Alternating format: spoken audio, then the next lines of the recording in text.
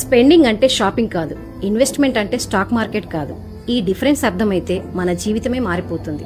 ఖర్చు చేయడం అంటే ఎలాంటి రాబడి లేకుండా ప్రస్తుత అవసరాలు, కోరికలపై దృష్టి పెట్టడం. ఇది ఇమ్మీడియట్ గా ఆనందాన్ని ఇస్తుంది. సినిమాలు, షాపింగ్స్ ఇలాంటివన్నమాట. ఇన్వెస్ట్మెంట్ అంటే ఫ్యూచర్ లో ఇబ్బంది లేకుండా చేసుకునే ప్లాన్. పిల్లల ఎడ్యుకేషన్, ఎస్ఐపి చేయడం, హెల్త్ కోసం ఖర్చు చేయడం ఇలాంటివన్నమాట. మిడిల్ క్లాస్ వాళ్ళు ఈ రోజు ఆనందం కోసం ఖర్చు చేద్దాం, రేపు ఇన్వెస్ట్మెంట్ గురించి ఆలోచిద్దాం అనుకుంటారు. ఇదే మన ఫైనాన్షియల్ స్ట్రగుల్ ని సంవత్సరాల పాటు పెంచుతుంది.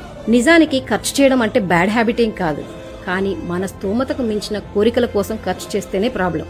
ఆ మాటకొస్తే పెట్టుబడి కూడా ఒక రకమైన ఖర్చే, కాకపోతే ఫ్యూచర్ లో రాబడిచ్చే తెలివైన ఖర్చు.